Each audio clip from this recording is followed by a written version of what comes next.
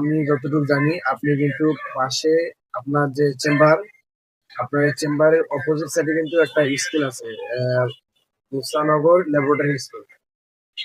তো আপনি নাকি ওখানে শিক্ষকতা করতেন, আগে শিক্ষক ছিলেন। তো ওখান থেকে এই ডাক্তার এই মানে এই চেম্বারে আসার মানে উদ্দেশ্যটা কি একটু বিষয় যদি বলতেন। আপনি তো ওখানে তো শিক্ষকতা করতেন দীর্ঘদিন, না?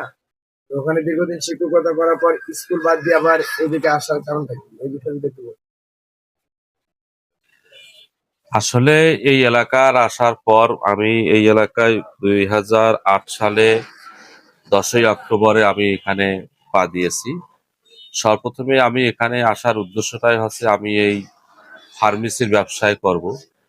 কিন্তু কোনো কারণবশত ফার্মেসির ব্যবসায় আমি লস খাওয়ার পরে আমি সিদ্ধান্ত নিলাম, আমি আসলে গ্রামের বাড়িতে যখন ছিলাম তখন আমি প্ল্যান বাংলাদেশ এবং ব্র্যাক এবং আশা এই কয়েকটা এনজিওর সাথে আমি একটা জড়িত ছিলাম।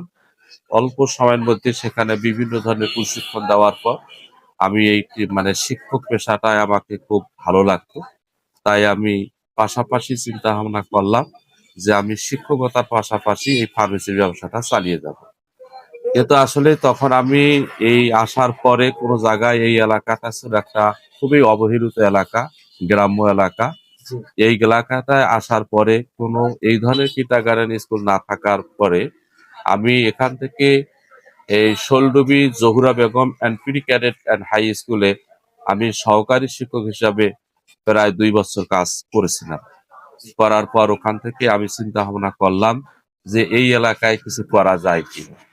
তখন এখানে মুসানগর ল্যাবরেটরি স্কুলের যে উনি পরিচালক সাইদুর রহমান, উনি একজন সাধারণ একটা ছোট মোটো ব্যবসায়ী ছিল, তার সাথে পরামর্শ করলাম যে এখানে এই মসজিদের পাশে জায়গাগুলো যত ফাঁকা আছে এখান থেকে আমরা একটা স্কুল প্রতিষ্ঠা করি।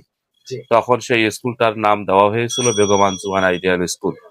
এখানে আমি সহকারী শিক্ষক হিসাবে কাজ করছি, তবে স্কুলের পুরা কাঠামোটা তৈরি করছি আমি। এবং এখানে স্কুলের নামকরণ থেকে শুরু করে অসংখ্য ছাত্রছাত্রী ম্যানেজ করে এই প্রতিষ্ঠান আমি 2011 সালে চালু করেছিলাম। তারপর এখানে পর্যায়ক্রমে দেশের সরকারের বিভিন্ন চাপের কারণে এই নামটা পরিবর্তন করে মুসানগর ল্যাবরেটরি স্কুল নামে প্রতিষ্ঠিত হয়েছে। সেখানে প্রায় আমি থাকাকালীন অবস্থায় 400 ছাত্রছাত্রী রেখে আমি কোনো চক্রান্তে পড়ে সেখান থেকে আমি শিক্ষকতা পেশা বাদ দিয়ে আমি আমার এই প্রতিষ্ঠান অর্থাৎ দিনাজপুর ফার্মেসি অ্যান্ড ডক্টর চেম্বারের প্রতি মানে বেশি আকর্ষণ হয়ে কাজ করলাম, আকৃষ্ট হইলাম। এখানে আমার মূলত ইচ্ছাটাই ছিল যে আমরা মানুষের সেবা করব, মানুষের সেবা করাটাই হচ্ছে আমার মৌলিক দায়িত্ব। এবং আমি এখানে পাশাপাশি দুইটা মানুষের মৌলিক চাহিদা যেমন শিক্ষা এবং চিকিৎসা, এই শিক্ষা এবং চিকিৎসা এই দুইটার ভিতরেই আমি মানুষকে সুপরামর্শ দিয়েই চলে আসতেছি আজ যাবত। এখানে আহ তেমনি আসলে আমার মানে মাঝখানে আমি এই পেশার ভিতর থাকার পরে আমি একটা ডায়াগনস্টিক সেন্টার করেছিলাম। সেই ডায়াগনস্টিক সেন্টার করতে যাই আমি অনেক লক্ষ লক্ষ টাকা লস করার পরে কিন্তু আমি আসলে এই আমার ফার্মেসিটাকে এত ডেভেলপ করতে পারিনি।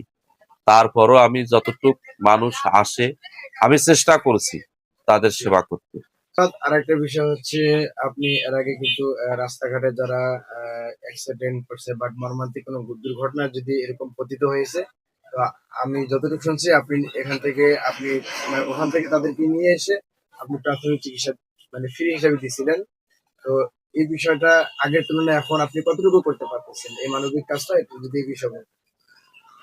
আসলে এই মানবিক কাজটা আমি মানে যারা আমাকে স্বেচ্ছায় আমার কাছে আসে তারা আমি আসলে একটা রোগীর যখন ক্লিনিকে যায়, পার্শ্ববর্তী ক্লিনিক গুলাতে যায়, তাকে হাজার হাজার টাকা গুনতে হয়।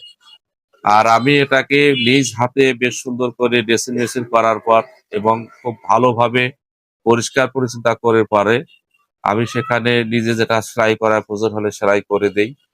আর প্রয়োজন না হলে আমি করিও না। তার কারণ আমি একজন প্রাথমিক চিকিৎসক।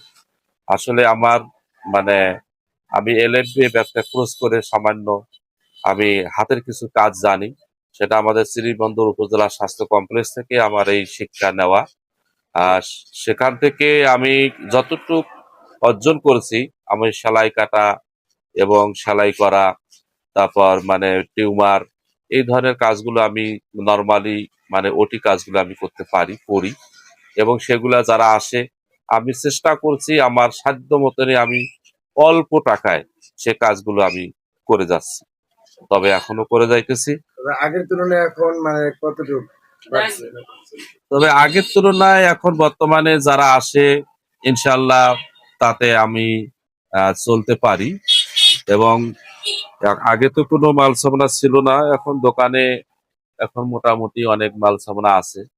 তবে আসলে কোনো পেশেন্ট অবশ্য ফেরত যাবে না আশা করি। তবে আগের চেয়ে একটু মোটামুটি এখন আমি ভালোই আছি। অবশ্যই আমি আবারও ওই ডায়াবেটিস সেন্টার ব্যবসায় ফিরে আসবো ইনশাল্লাহ। ইনশাল্লাহ। আলহামদুলিল্লাহ স্যার, অনেক ভালো লাগলো আপনার কথাগুলো শুনে। আপনার যে এইগুলো চাওয়া পাওয়া, আপনার ভবিষ্যৎ পরিকল্পনা আল্লাহ তাআলা যেন পূরণ করার তৌফিক দান করেন। আজকে আমিন। জি, তো আজকে এই পর্যন্ত স্যার। অনেক ভালো লাগলো আপনার সঙ্গে কথা বলে। Thank you so much. ধন্যবাদ। আসসালামু আলাইকুম ওয়া রাহমাতুল্লাহ।